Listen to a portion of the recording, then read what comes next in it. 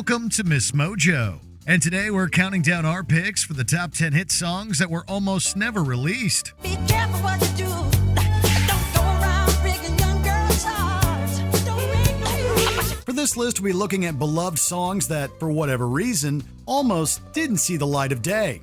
Which of these songs are you most grateful for? Let us know in the comments. Number 10, Where the Streets Have No Name, U2. U2's The Joshua Tree is one of the group's crowning achievements, but its opening track almost didn't happen, or at the very least, could have been completely different.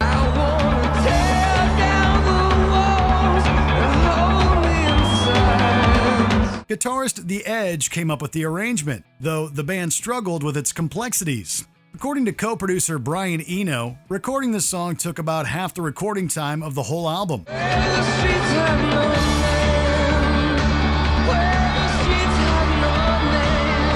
Eno was so frustrated, in fact, that he planned to accidentally erase the tapes to force the band to start from scratch. Thankfully, this never happened as engineer Pat McCarthy caught him in the act and stopped him.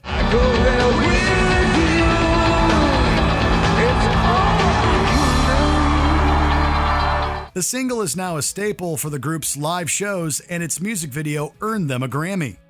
Number 9, Hallelujah, Leonard Cohen. We've all heard the beautifully somber Hallelujah at some point, likely from different artists. But when it comes to the original version, Leonard Cohen struggled immensely with writing it and getting it released. The baffled king composing Hallelujah. It took him around 5 years to write, coming up with 80 different verses before he narrowed it down. Additionally, the album it first appeared on, Various Positions, was rejected for U.S. release by Cohen's record label Columbia, as it didn't think it would be commercially successful. Hallelujah. Hallelujah.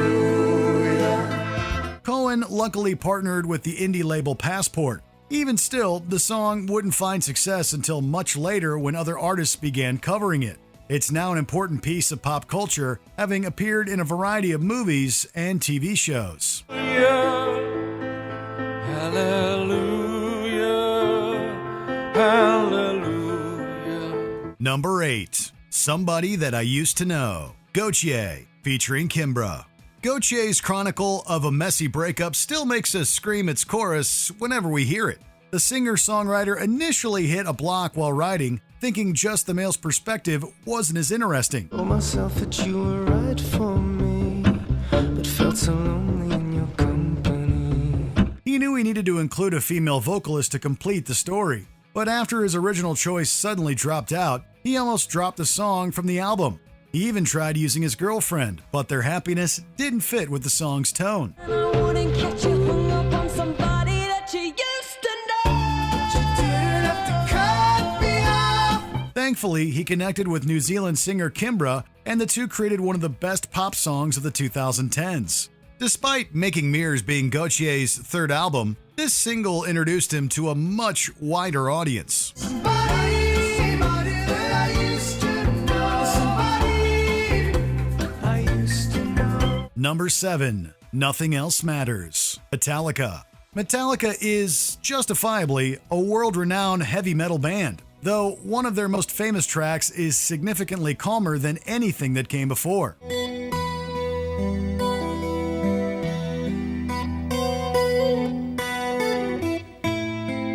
Frontman James Hetfield wrote Nothing Else Matters while he was on tour missing his girlfriend at the time. But he didn't think of it as a song for the band and was initially hesitant to even play it for the other members. Myself this way.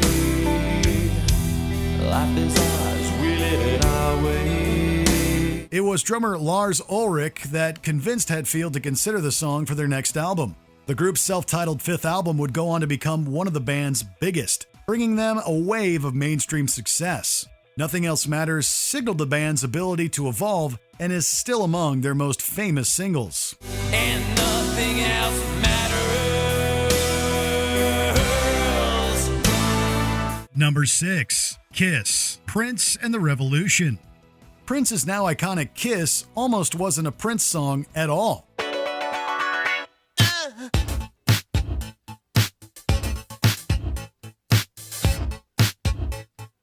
He had given the song, then an acoustic demo, to funk group Maserati as a favor to one of its founding members and his former bassist, Mark Brown. But after Maserati gave it some much-needed funk, Prince decided he wanted to keep the song for himself. Just leave it all up to me.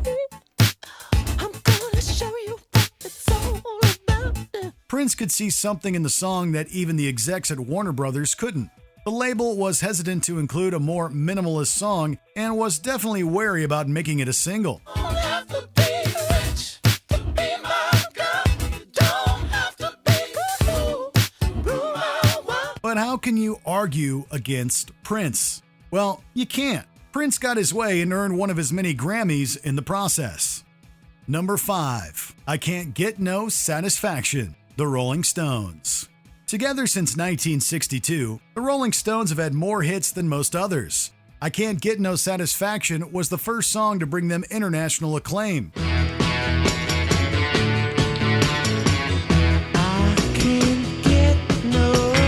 But if Keith Richards had gotten his way, it wouldn't have been. The story goes that Richards woke in the middle of the night and recorded the main riff, not thinking much of it.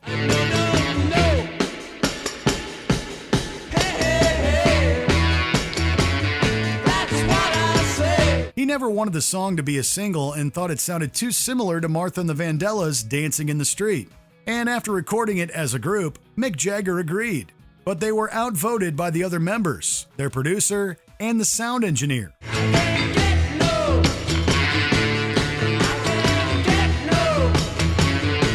Needless to say, they were pretty surprised when it went number 1 multiple places around the world. Number 4. Sweet Dreams Are Made of This, Eurythmics. It's a miracle that the Eurythmics even exist, let alone were able to create this 80s synth hit. Sweet dreams are made of these. Who am I to disagree? Annie Lennox and Dave Stewart formed the group not only after their previous band, The Tourists, had broken up, but also after they had broken up as a couple. With their first album a flop, they took out a bank loan to afford new equipment. The duo was exceptionally unhappy, yet somehow persevered and stayed together. Keep your head up. Moving on. Hold your head up. Moving on.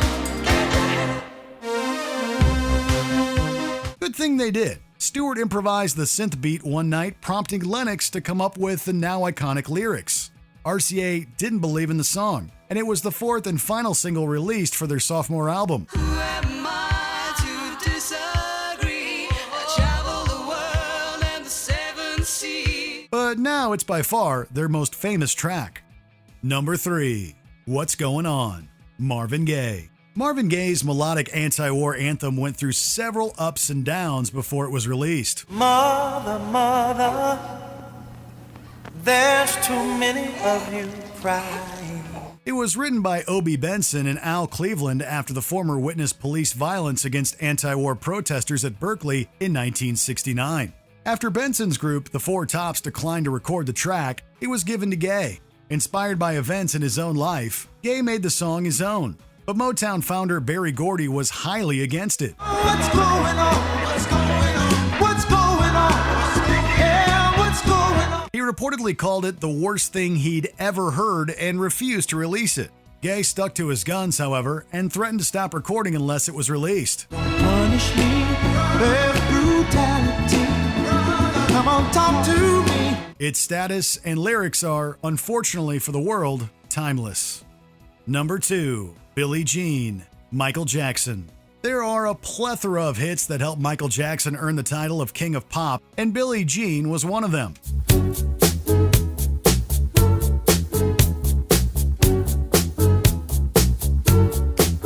Jackson was inspired by women who would fawn over his brothers while they toured as the Jackson 5, and later claimed to be carrying their children. Jackson knew he had a hit on his hands, but producer Quincy Jones disagreed. Said I am the one who would dance on the floor in the round. Although Jones had denied that he felt it was too weak for Thriller, he disliked the lengthy intro and bass line. He also felt the listeners would think the song was about tennis legend Billie Jean King. Billie Jean's not my lover. Ooh, she's just a girl who claims that I am the one. Jackson got to keep everything his way in the end, and it's now a standout track on what is arguably his best album. Before we continue, be sure to subscribe to our channel and ring the bell to get notified about our latest videos. You have the option to be notified for occasional videos or all of them. If you're on your phone, make sure you go into your settings and switch on notifications. Number 1. Smells Like Teen Spirit, Nirvana. The opening track to Nirvana's masterful Nevermind defined an entire era of music.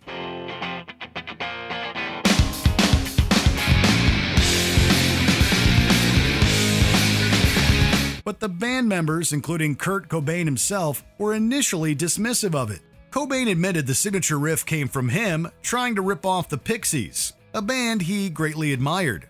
Drummer Dave Grohl and bassist Chris Novoselic weren't too impressed, with Novoselic calling it ridiculous.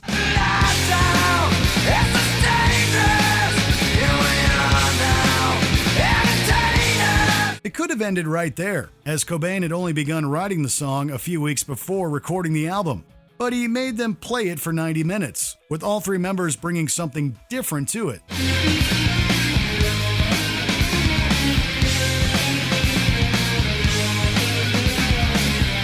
It's now considered one of the best songs of all time and is certainly one of the group's most enduring.